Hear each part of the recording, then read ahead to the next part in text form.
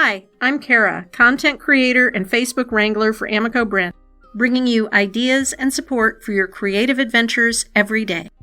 This week's episode is brought to you by Amico Brent.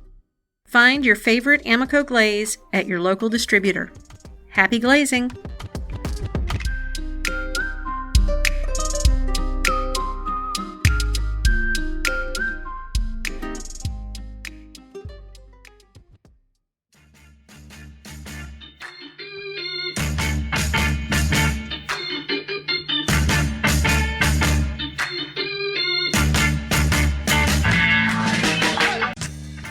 Welcome to the Tales of a Red Clay Rambler podcast, featuring interviews with culture makers from around the world. This is Ben Carter. I'm going to be your host. If you'd like more information on the show, please visit our website, talesofaredclayrambler.com.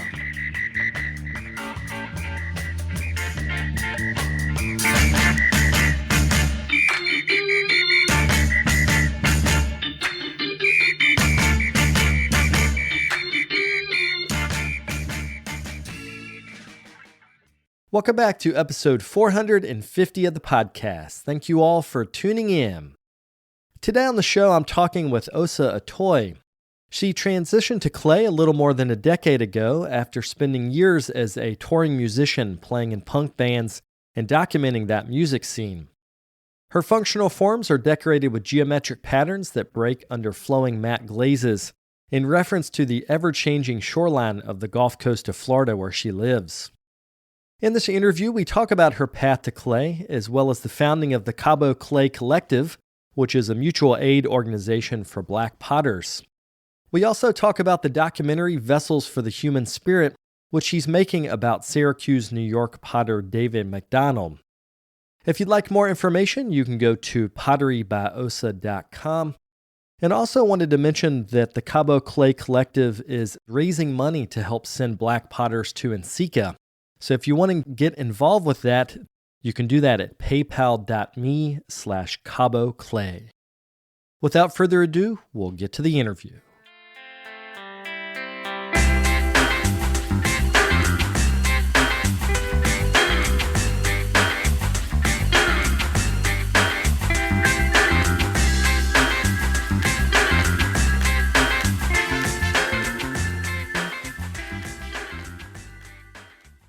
Well, yeah, let's talk about growing up in Virginia. We realized the other day that we actually grew up pretty close to each other, maybe like 30 minutes from each other. So how did you guys end up in Blacksburg?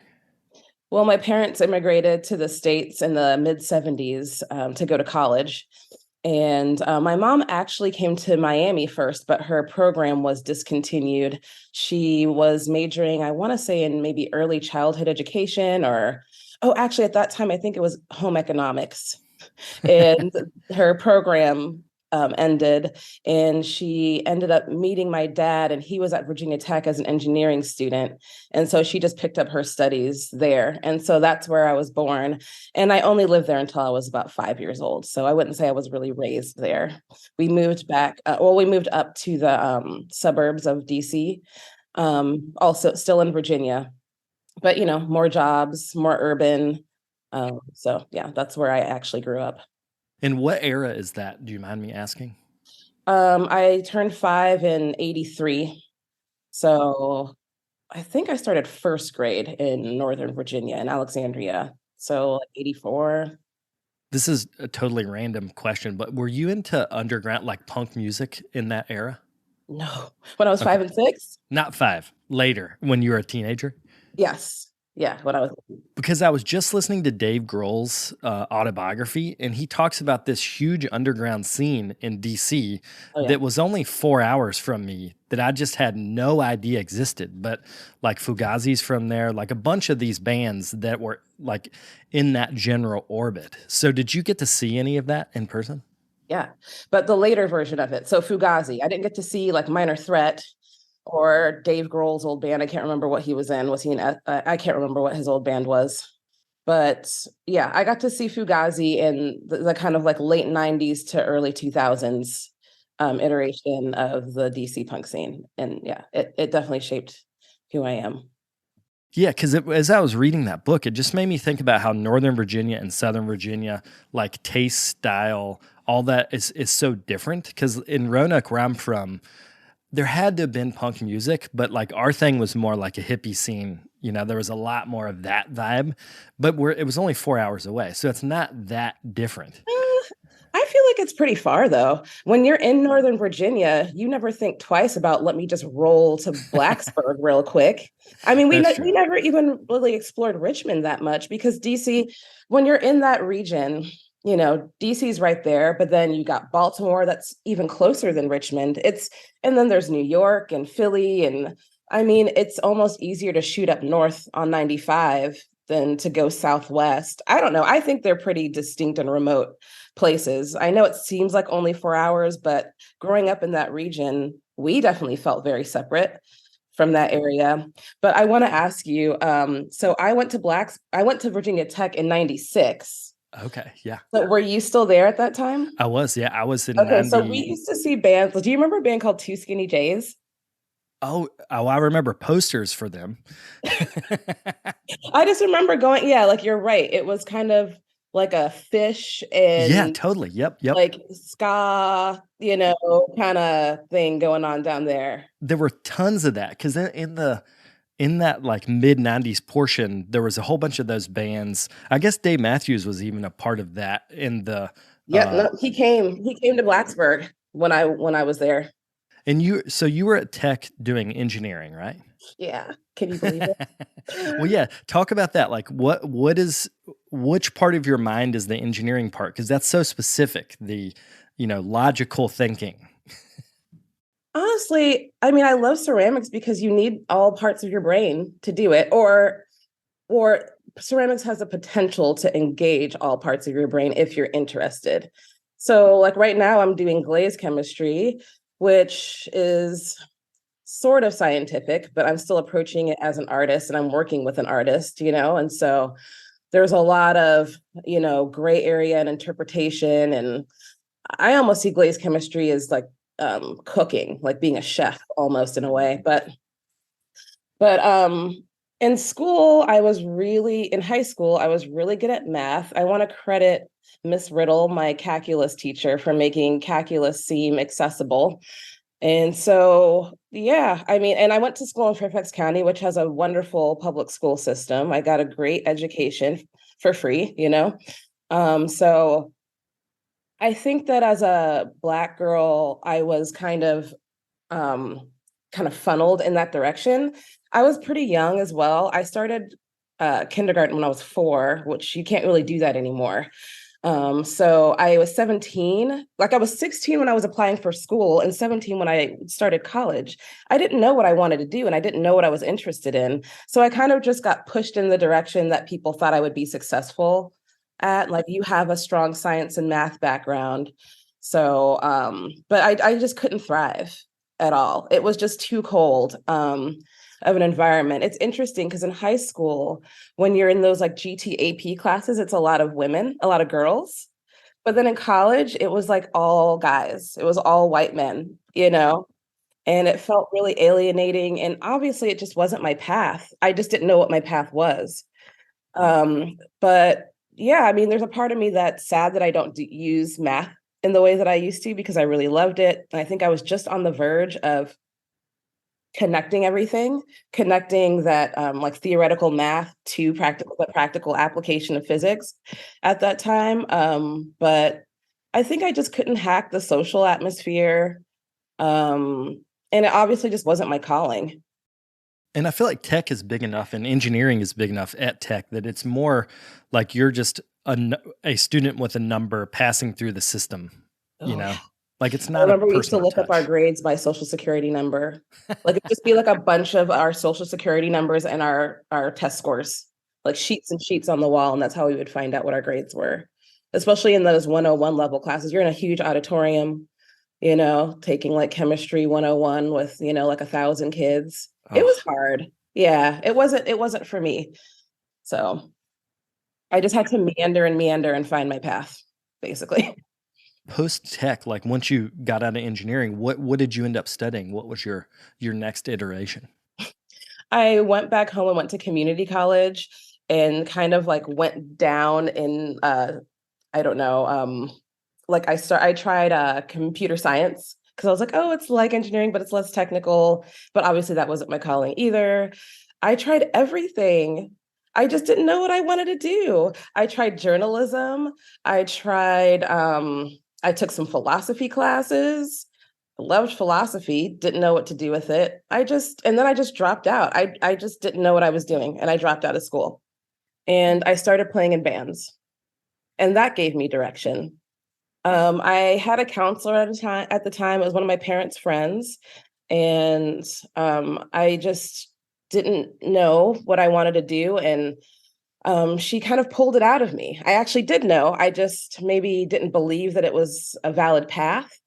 But I said, I kind of want to move to the city and start a band. And she said, well, then just do it. She was like, well, just do it then. And I was like, oh, it's that simple. And I think about her all the time because I know that there's people out there who literally don't know what to do. And that's a problem. But if you know what to do, but you're just afraid to take the first step, it was just so invaluable to have an adult say, just do it. You know what you want to do, just go ahead. And that's what I did. I just got a job in DC, moved into a group house, started putting ads in the paper to meet other musicians. And I still know those people till today.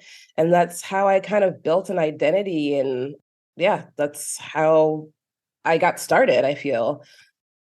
Yeah. Did you have to develop a performer self, like the ability to get in front of an audience? Do you think that's integrating part of yourself, or do you think you had to? Because I know when I teach, that's me, but I am performing in a way.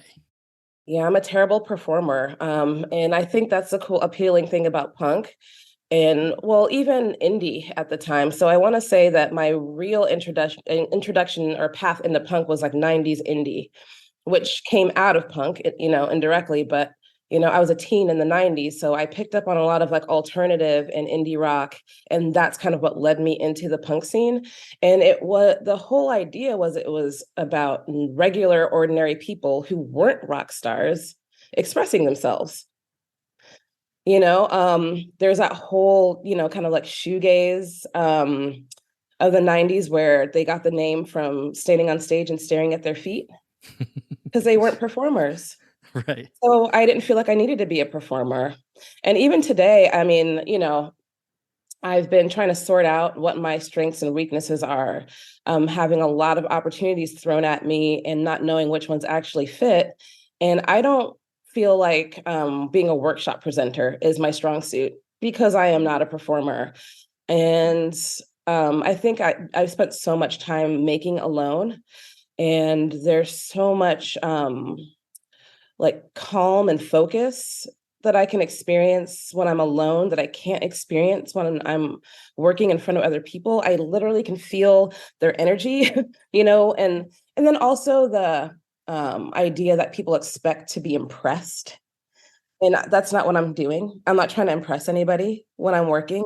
I'm just trying to connect with the clay and the material and kind of fill these vessels with like a peaceful energy that comes from my connection with clay and working in peaceful environments. So yeah, like workshops they're not that fun for me because I feel like people expect you to perform, right?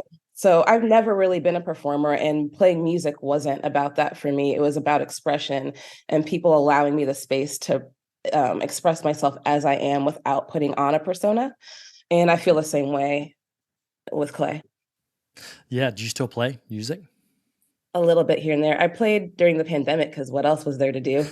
So bored. I was like, let me pull out these instruments. But I think clay has just become so all consuming. I have one of my friends who's a ceramicist says that clay is a jealous mistress.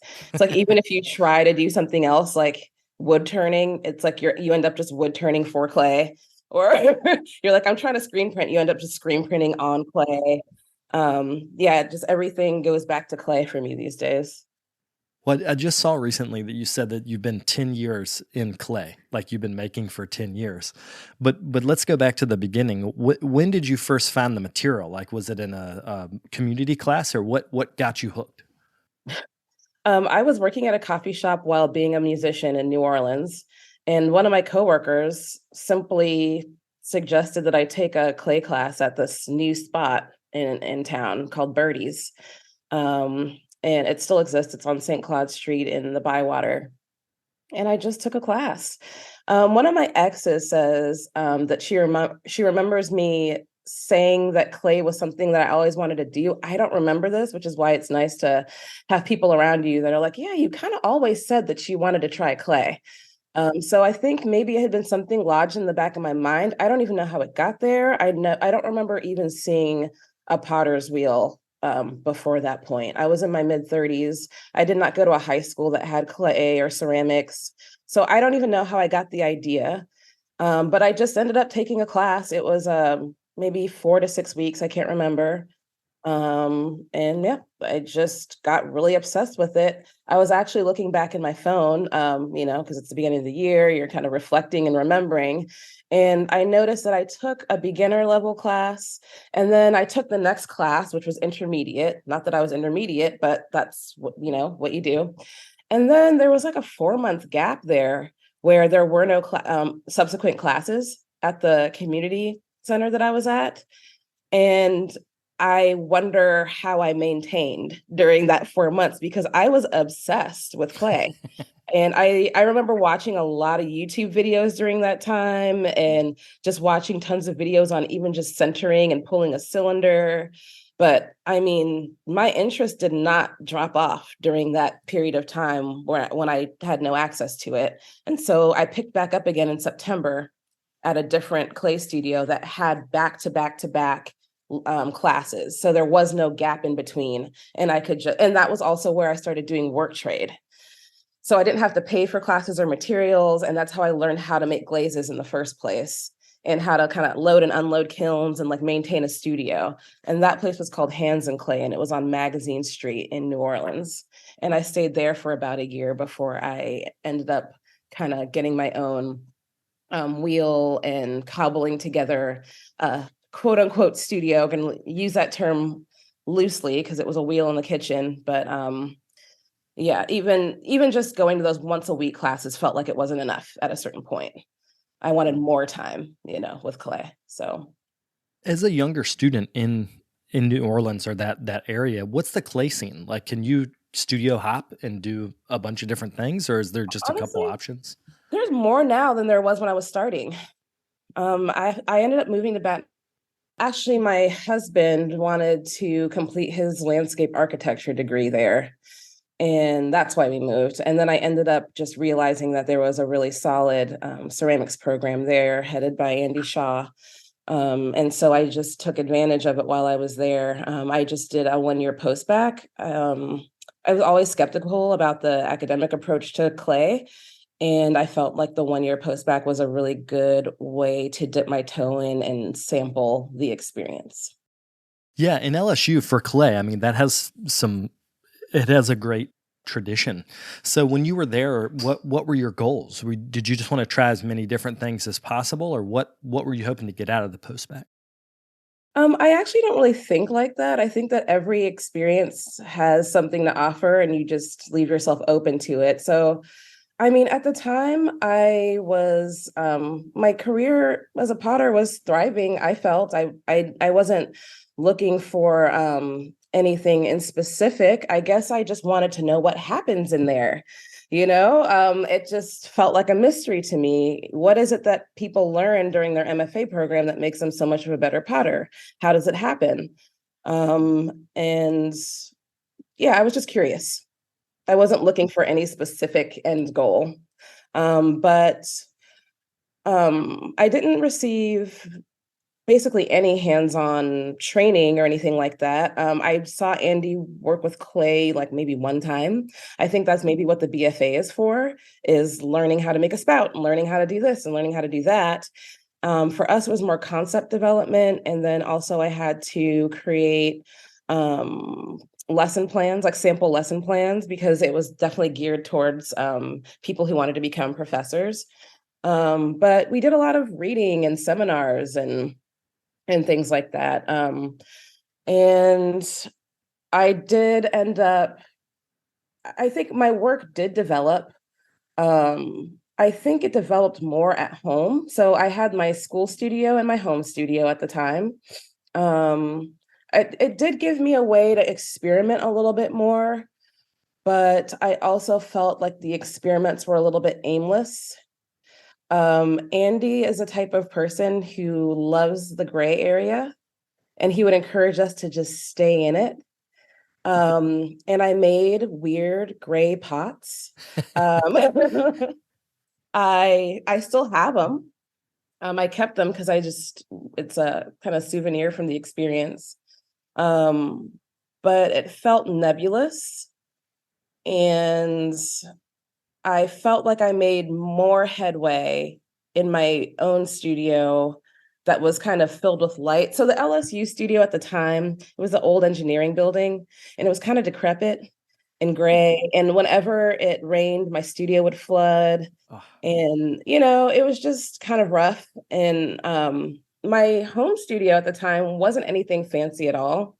It was like half of a garage, and we were renting, so I couldn't really do anything to improve it. Although I did put a window in there, so I had more light and I had plants and things like that. So when I look back on it, I just, yeah, the space itself felt kind of dank, and I think it affected my work. Because you know what my work looks like. It's like brighter and yeah, I don't know, but it was an important experience and I got things out of it, but it also made me kind of double down on my feeling that academia wasn't the place for me. at what point did carving become interesting to you? Pretty early on, I worked for a woman named Rachel DePaul, who still lives and works in New Orleans. And she does sgraffito. And so she would do the outlines of her designs and then have me do all the negative spaces, just scrape out everything. And I actually really enjoyed it. I mean, I just really enjoyed the sensation of carving away clay. I can't remember if I was carving before that as well. I may have been a little bit, but I think that I found red clay about maybe a year and a half or 2 years after I started wheel throwing, and so I think the way that I was able to um, show texture and reveal the red clay body with carving was appealing to me. But I can't really remember like the first time I picked up a carving tool. But it definitely became like my main mode of decoration.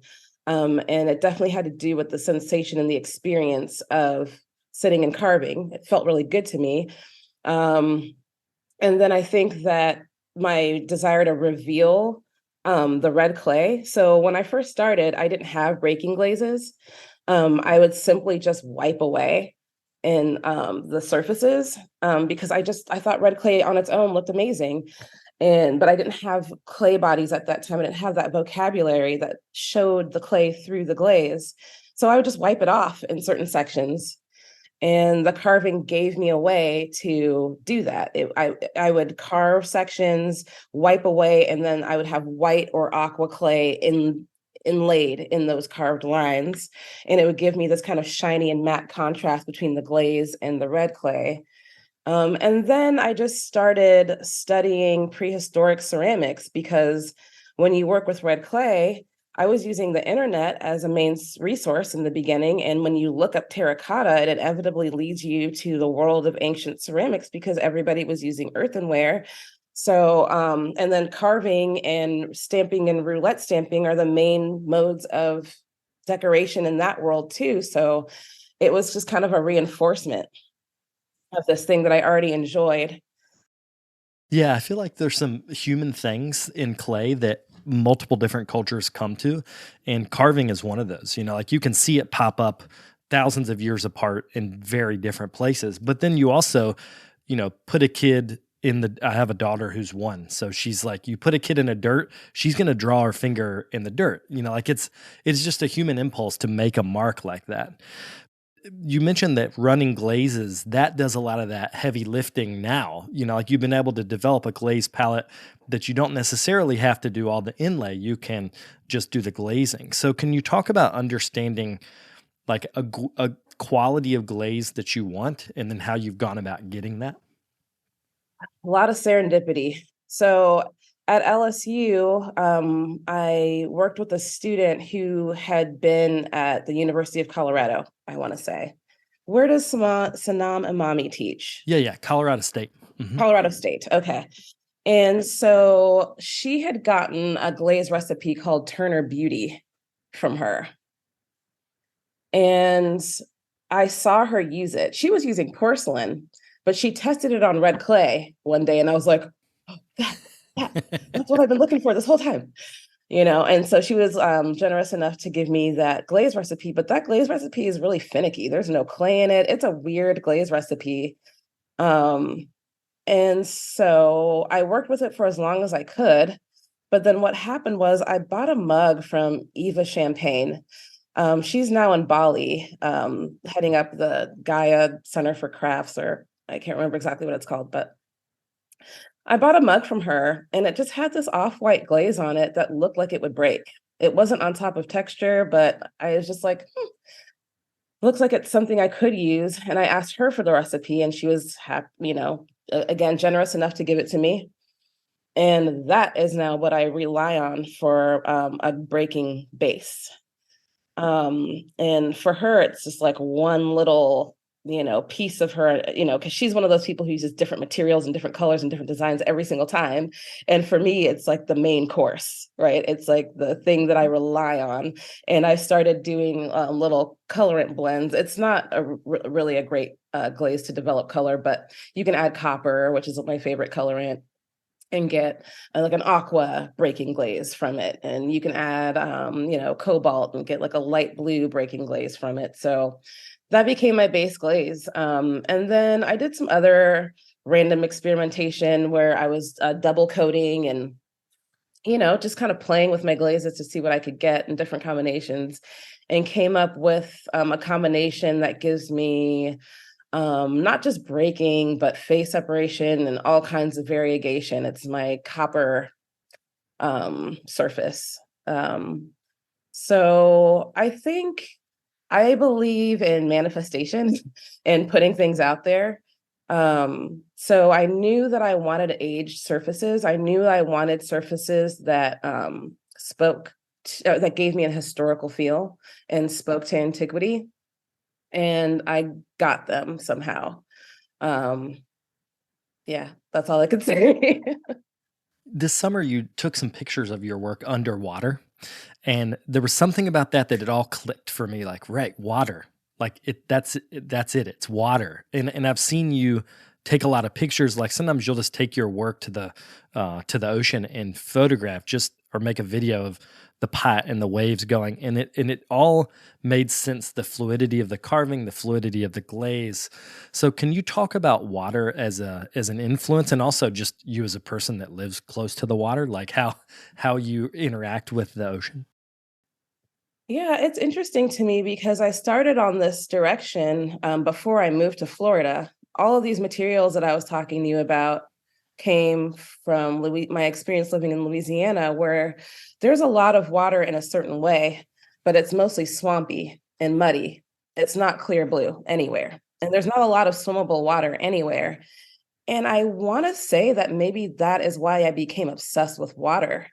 That's like the first place I lived where it wasn't easy to get to a place to swim to. And I didn't even realize that would be a thing before I moved there. I had lived on the West Coast where it's easy to get to swimmable rivers in the ocean.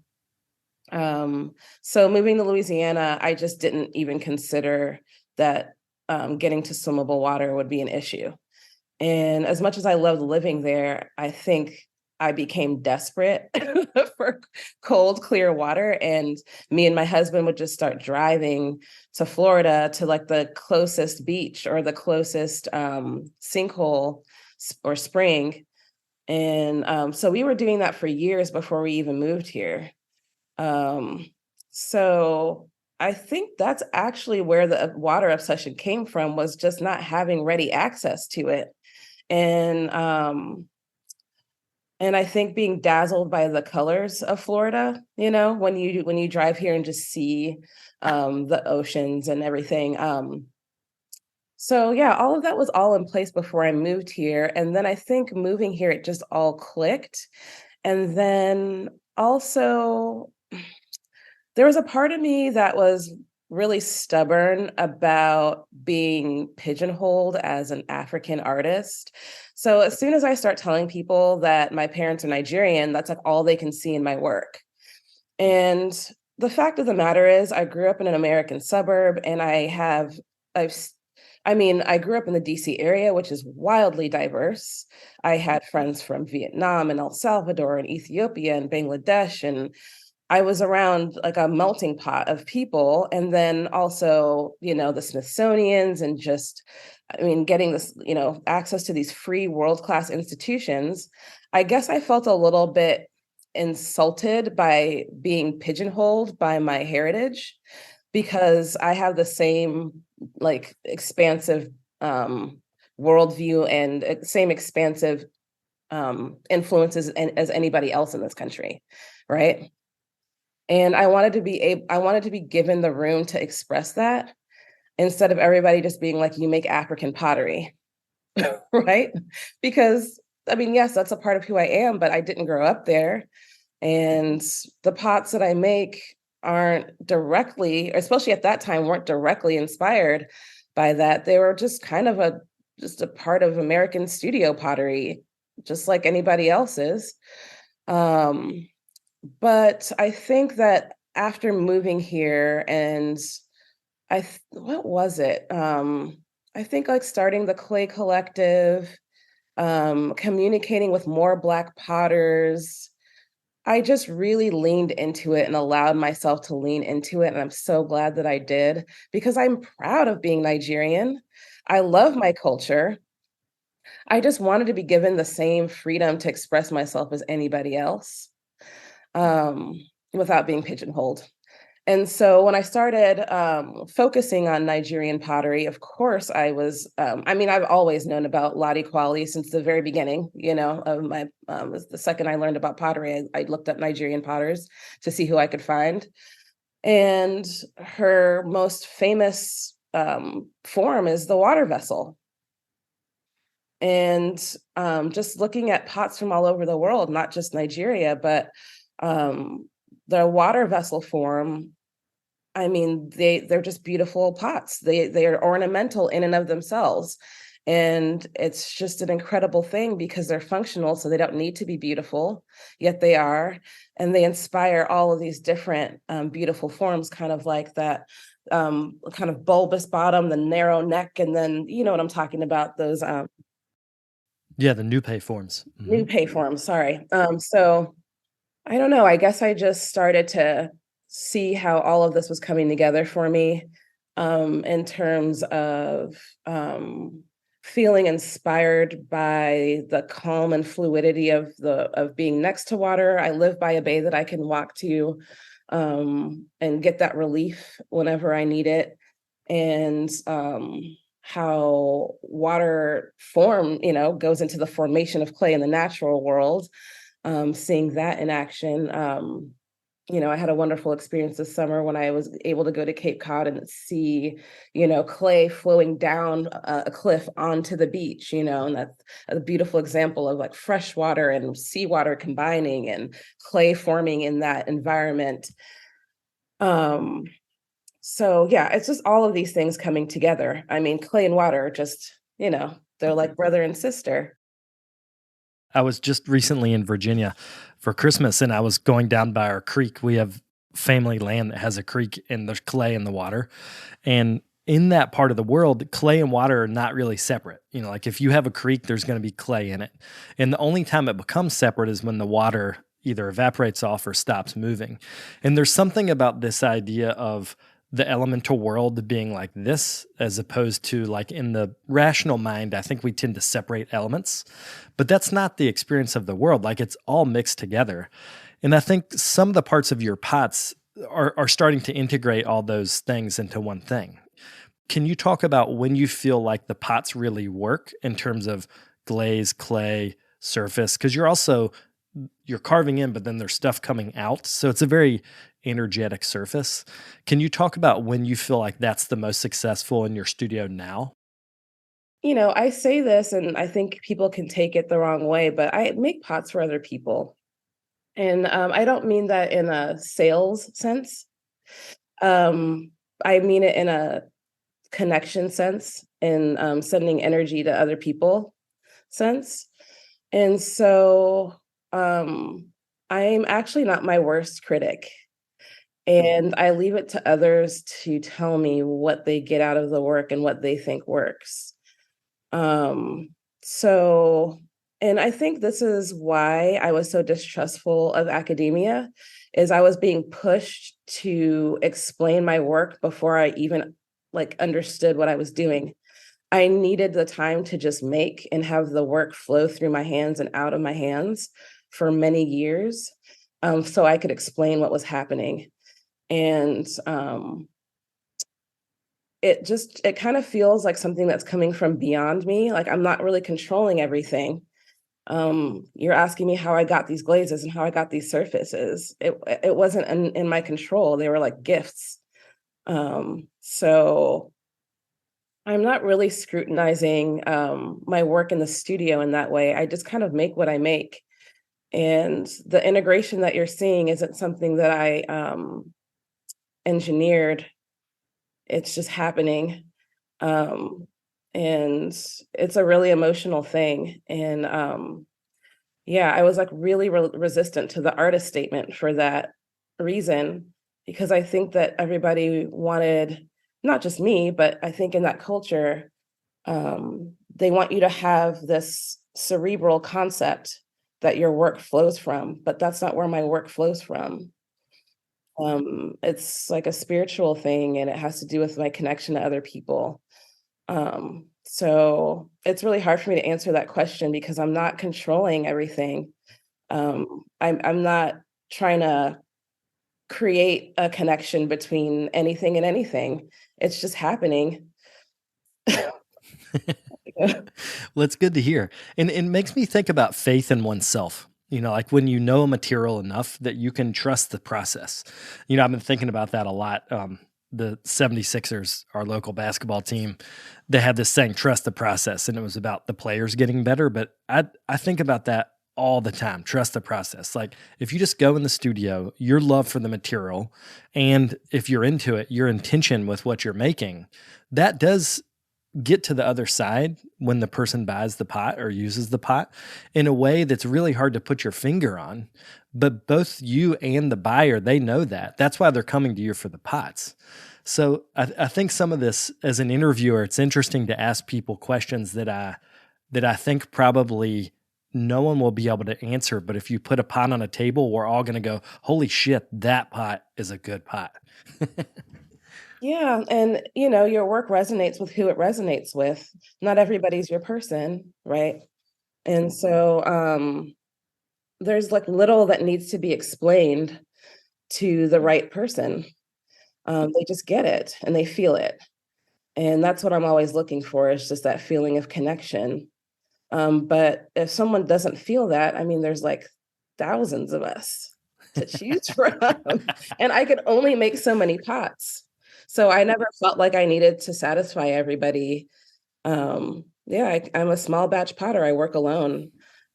So there's no need for me to please the masses. All I have to do is just make what's in my heart and hope that it connects with the few people who are going to get my pots, because I could only make so many.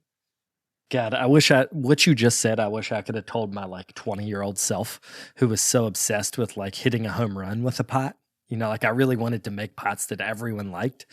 And that was more about my ego than it was about the pots or clay, or anything. It was just me working out my internal nonsense. Also, what does everybody like? Right. Everybody Yeah. likes good stuff. So it's just it's a conundrum that you can never find your way out of. Can you talk about learning how to sell your pots to the people that want them? again, it's something that happened on its own. I mean, I will say that the entire infrastructure was set up for someone like me to survive and thrive. By 2015, Etsy was well underway. That wasn't even the beginning of Etsy. It was well underway. Instagram was well underway.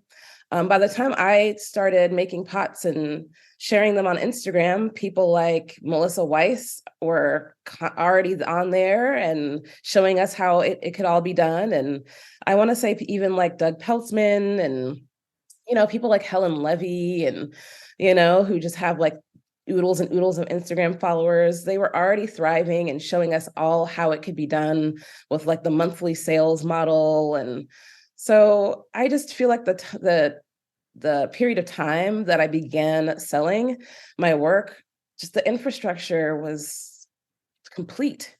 All you had to do was just snap some pictures, and you barely have to design a website anymore. It's all templates. And then also when I was making work at Hands and Clay, the second studio in New Orleans, people would be like, "Ooh, that's a nice pot. Are you going to sell it? Are you going to sell? Are you going to sell?" Like before I even was thinking about selling, people were asking me if I was going to sell my pots. And I think that's just kind of a natural step because they're functional objects and they've been objects of trade for millennia. They lend themselves to that. And because I didn't go to school, I wasn't convinced that there was any contradiction between being a creative person and artist and also selling my work, or it wasn't a problematized thing in my mind. It was very straightforward.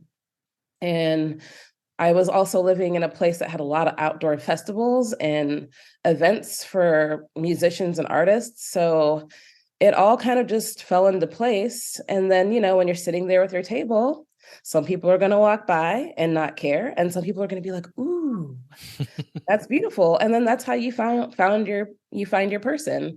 I mean, I was working the hell out of Instagram. I still am, but I mean, not like I was in the beginning where I was like posting daily, and trying to build my audience and all that. But again, I think it just has to happen. And a lot of it, I think, has to do with the personality, not just the pot. I don't think it's just about making the best pot. I think it's about who you are. Um, so, and I find that there's a lot of people out there who just are uncomfortable with sales, and that's legitimate. And they're uncomfortable with self-promotion, and that's completely legitimate, and are introverted and shy. And it comes across on social media, or they can't wield social media in that way because they are shy or introverted. And so, yeah, there's just a lot of things that go into it. I don't think it's just about the pot.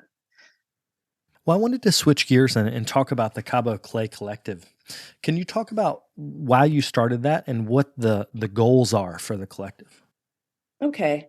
Well, I think it had to do with my personal experience being isolated as a Black person in every ceramics studio that I've ever been at, but also the behavior of the clay community in 2020 when we were having our big Black Lives Matter moment and everybody was coming to terms with the lack of diversity in the field of ceramics.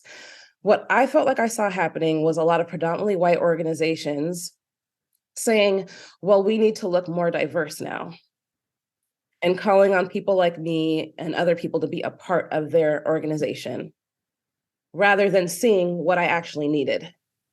It felt to me like diversity became a goal for predominantly white organizations to benefit them, but I didn't see the benefit in it for myself and for other people of color in general. And then the term BIPOC is just so nebulous and big.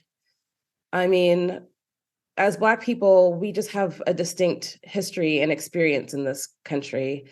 And, it just gets really complicated. But I guess the bottom line is I wanted a group that focused on actual caretaking for each other, seeing what our needs are, evaluating what our actual needs are, and providing care and support for one another, rather than it being constantly extractive.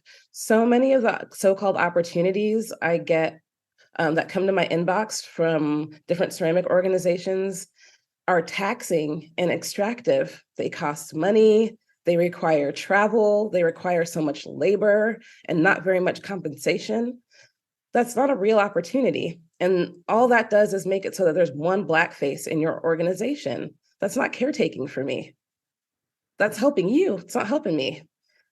And so I wanted to create a virtual space where we could come together internationally. It started just as a message board of discussion, and that made people really happy just to have a point of connection, because so many of us are completely isolated. So many of us have experienced abuse and discrimination in academia and had no recourse for it. And these are the stories that we're telling each other in the safe space that we've created for discussion. But I just believe that what's truly needed is caretaking for each other. And then also just a shift in values as well. The idea of the ego and perfectionism and all these things that aren't our traditional values, and how they kind of interrupt our relationship with clay, but also how we've been cut off from our ancestral practices. So we don't even know what it's like to learn how to make a pot in any other context. We don't know what that is, and we're in a white dominated culture.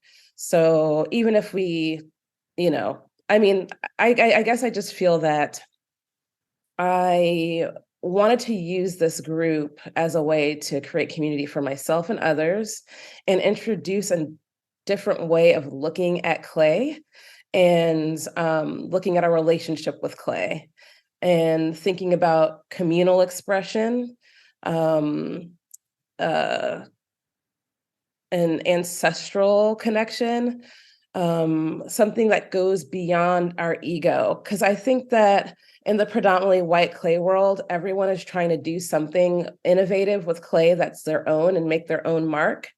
And my work has actually never been about that, and I've never understood why.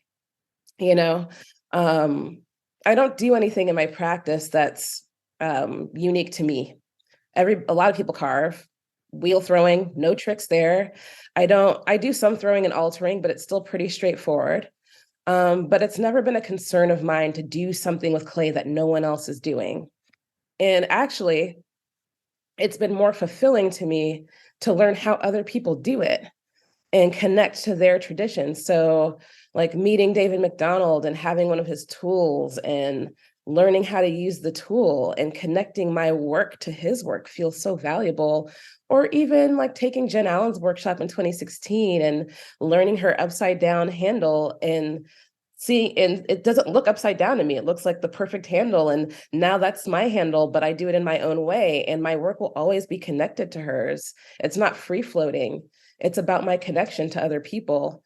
And I don't have to feel have some strange hang up about copying or whatever, because it's not about that. It's about having a connection to people. And now I'm working with Birdie, and we'll see how working with her impacts my work. But I would be proud to have it known that part of my aesthetic came from my experience working with her. And I'm just really glad to see that there's a number of programs like Clay Cohorts, which I'm going to be a part of this year, that is kind of reintroducing apprenticeship and mentorship. The Studio Potter Apprenticeship Grant is also one of those programs that is just about building actual relationships with other potters, interpersonal relationships, and having a connected identity,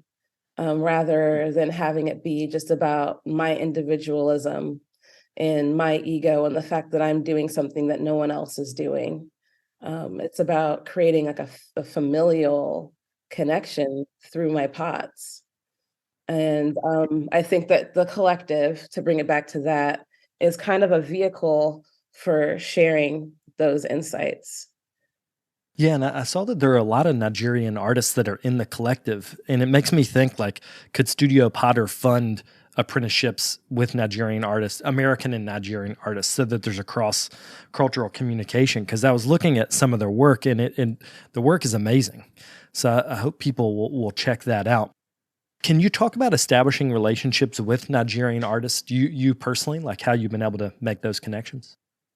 Instagram is really something, right? I mean, you can scroll or you can stop scrolling and talk to somebody,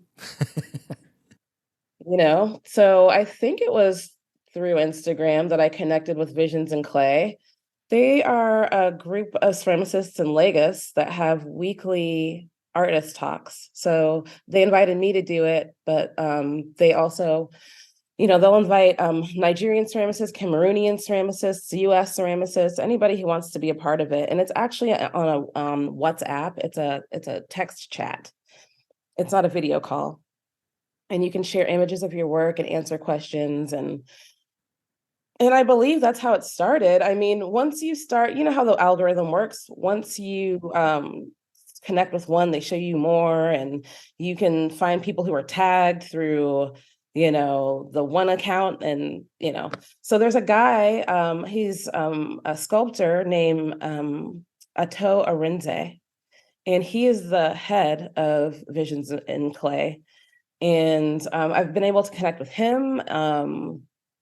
And all of the potters that are connected with him. And I'm trying to do that for the collective. It's just that everyone's really busy and overwhelmed with the amount of communication that is going on as it is, that it's been really hard to get even Cabo integrated with Visions in Clay. I've posted about it, I've shared links, but it's like yet another thing for people to do. But I just think that if Studio Potter wants to do something like that, it would be a matter of making those personal connections, just taking the time to reach out, do a video call, just get to know people. I think that would be the best thing than having it be anonymous, because there are issues with like sending tens of thousands of dollars overseas. There's, you know, so I think the way to make it the strongest connection is to just get those personal relationships going. Well, I wanted to end talking about the documentary that you've made or are making about David McDonald. Can you talk about what he means to you as a maker? Oh my gosh, he's Clay Dad.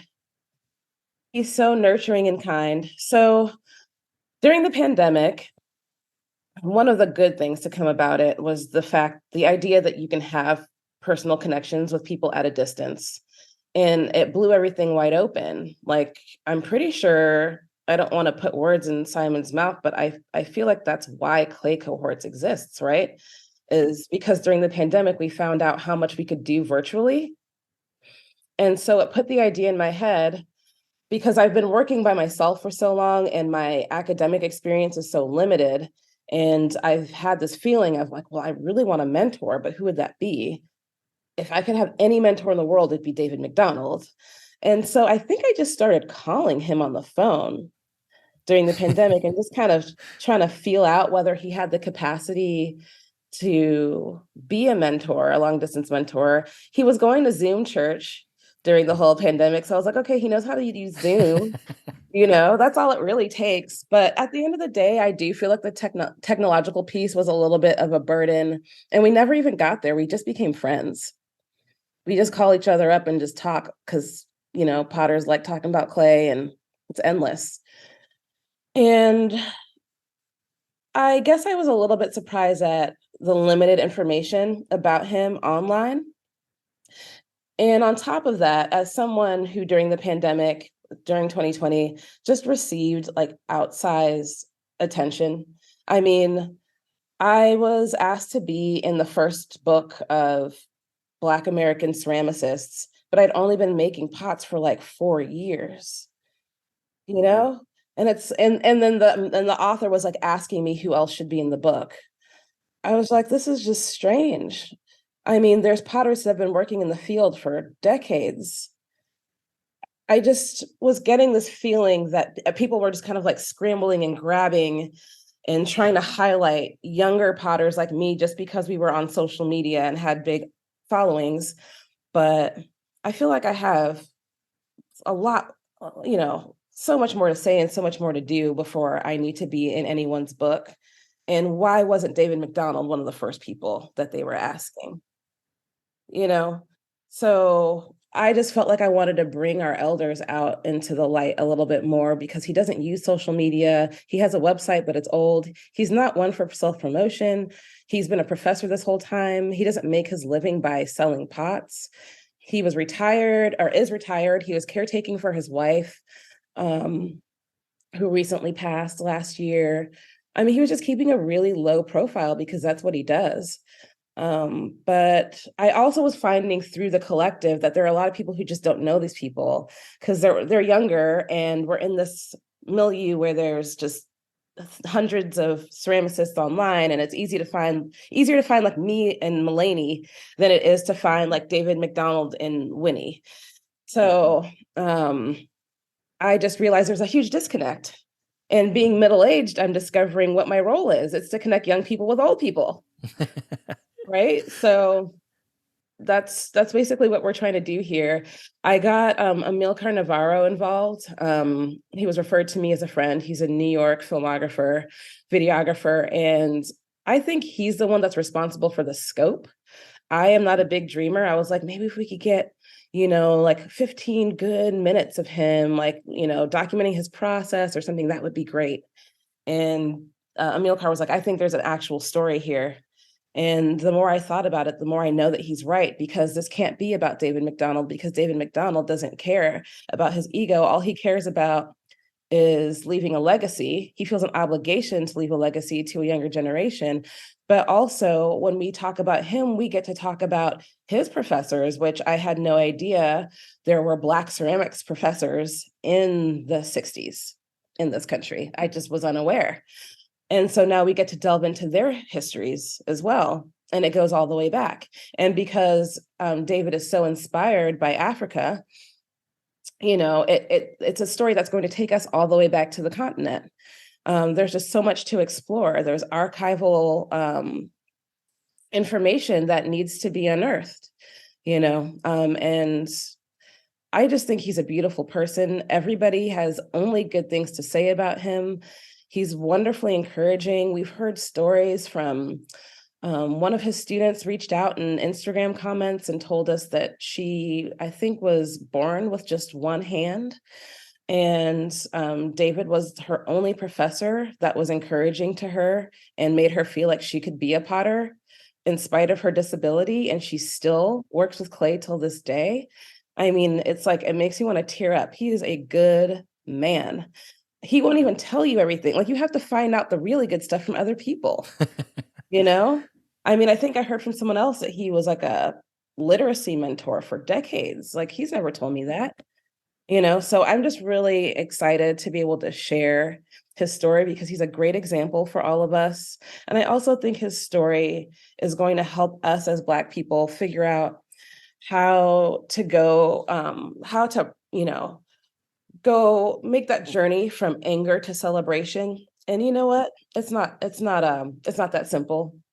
We're always going to be angry about the experience of racism in this country, justifiably so. It's extremely insulting and exhausting and awful and toxic. But the fact that he was able to kind of transmute that into a celebration of culture and his ancestry and heritage is a beautiful thing that I want to share with us because it is healing. Watching him work in the trailer for that, it was amazing to me that there's no tension in his body when he's working. Like, he's carving, but it's almost like his facility with that tool and watching him brush glaze, all of it, is just no tension. And I hope to one day get to watch him in person because it was really refreshing to see someone that's been, he'd been teaching for like 50 years. So I think has been working for even longer than that. Just to see a true master of the material. It was just super inspiring. So what are the plans for the documentary and how can people support that? Well, we're in our first phase of production right now. We went up there in, I want to say March or April of last year to do some preliminary interviews with Garth Johnson at the Everson Museum in Sharif Bay, also at Syracuse, who's known David since he was a teenager. I didn't even realize that. And so we got interviews with them on tape. We got some interviews and footage of David working, but we have so many other interviews to conduct. And we have all these additional archives to tap into. And we definitely, our goal is to make a full length feature. And so right now we have an Indiegogo campaign going. So you can just go to Indiegogo.com and put in Vessels for the Human Spirit. That's the title of the documentary. But we just want to cover production for telling his story. And we don't have a set timeline. It's just going to get done when it gets done. It needs to be a little bit organic, but we would like to make more steps this year, hopefully in the summer and fall. Yeah, I look forward to seeing that. So to wrap up, can you leave your social media so people could get in touch, and then also plug the Clay Collective, like the website, so that people can find out more about that? Sure. So I'm Pottery by Osa, Pottery by OSA on Instagram, and that's also my website. And the collective is CaboClayCollective.com. That's KAABO ClayCollective.com. Right now, we're trying to raise funds to send more Black ceramicists to NCECA. And we are going to have our annual award sale in May on the anniversary of George Floyd's death. So yeah, those are two ways that you can support the collective, is by just visiting our website, learning more, and donating. Well, thanks for doing this. I really appreciate it. Thanks so much, Ben.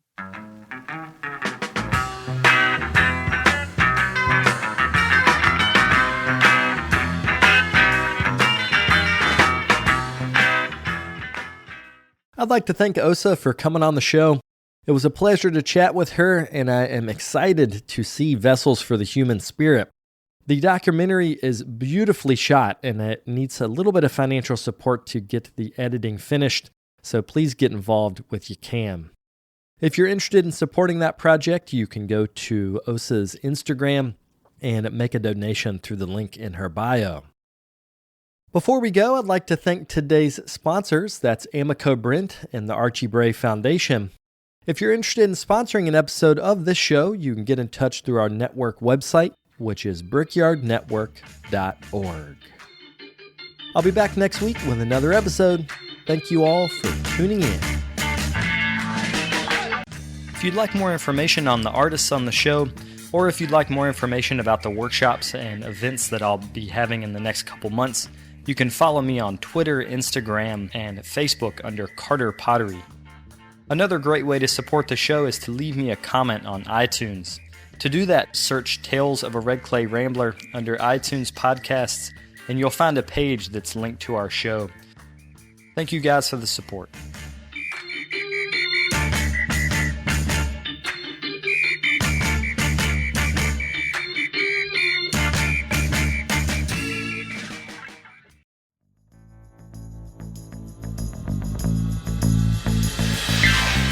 This podcast is a production of the Brickyard Network, an extension of the Archie Bray Foundation for the Ceramic Arts.